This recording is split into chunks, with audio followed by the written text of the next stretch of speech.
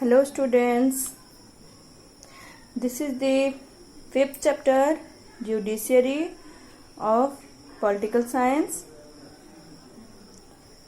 You have already studied about the need and the enactment of laws in the previous chapter. In this chapter we will study about judiciary, which ensures that the laws are respected, obeyed and implemented properly so that the public can live in a safe, secure and just environment. Let's take an example. When you had an argument with your brother or sister or someone in the neighborhood and you went to the elders in the family to help resolve the issue and come to a solution, you would remember that once the elders gave you solution and where you were expected to follow whatever you were told was right, and sometimes you still went complaining to your parents, complaining that your parents was not fair and just to you. Also, if you see any game, it has a referee or umpire to ensure that the game is played by the rules, and he judges the various aspects of conflicts and results. Same is the case at the national level. We all live in a society which has a mix of people with different caste, creed, religion, gender, economic status and business interests. Therefore, conflicts are bound to occur within members of the family or the community or even beyond the community. The government is thus required to have a system for conflict management as well as to enforce laws set out for the well-being of the society. This system is known as the judicial system or judiciary. Judiciary play a very important role like disputes between citizens and the government, between two states government and between the center and the state government. Judiciary has also has the power to strike down particular laws passed by the parliament if it believes that these are a violation of the basic structure of the constitution. This is called judicial review. It upholding the law and enforcing fundamental rights.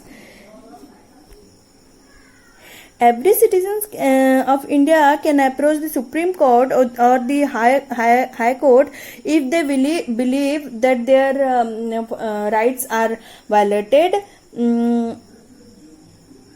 Like the example of your class 7 book of Hakim Sheikh. The society needs a judiciary to safeguard the fundamental rights of the citizens, to settle any disputes between the citizens and as well as the citizens and the government, act as a guardian of the constitution, to keep a check on the misuse of power by anyone in the government or the administration, ensure justice to all in a fair manner. Now, what is an independent judiciary? The judiciary of India is independent and is separate from the executive and legislative bodies of the Indian government. The judicial system of India is structured into various levels. At the apex is the Supreme Court, which is followed by high courts at the state level, district court at the district level and panchayat at the village level. Independence of the judiciary is the basic requisite for ensuring a free and fair society, especially under a democratic government. Indian government works on the principle of separation of powers. Integrity, impartiality and intelligence are some of the characteristics of independent judiciary. We need independent judiciary to ensure that all the organs of the government are functioning within their allocated powers and provisions of the Constitution, to interpret the provisions of the Constitution independently without any pressure from executive or legislative, to give justice without any fear of interference from the executive or legislature, and also to protect the fundamental rights of the citizens.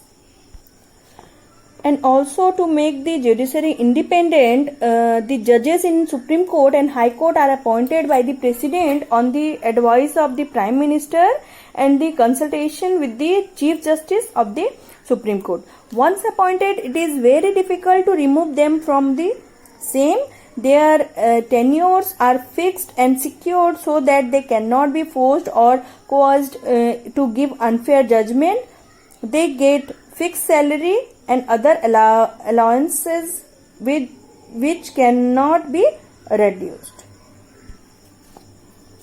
Do you know, students, in rural areas of India, people are encouraged to resolve their problems with the help of a legal system which is called a panchayat. It is mainly a group of 5 respected people of a village, and they are appointed by the local people to solve their problems.